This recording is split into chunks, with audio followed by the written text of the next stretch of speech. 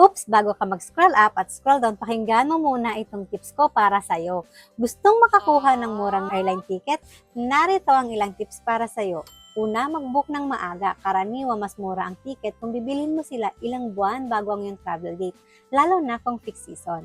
Pangalawa, flexible sa petsa. Kung pwede ka mag-adjust sa date ng iyong biyahe, subukan hanapin ang pinakamurang araw bumiyahe. So kadalasan kasi mas mura ang ticket sa kalagitnaan ng linggo kaysa sa weekends. Pangatlo, i-check ang mga promo ng airlines. Sumubaybay ka sa social media page or mag-subscribe sa newsletter ng airlines para updated ka sa kanilang mga sales or promo lalo na sa special occasion at holidays. Pang-apat, book during sales.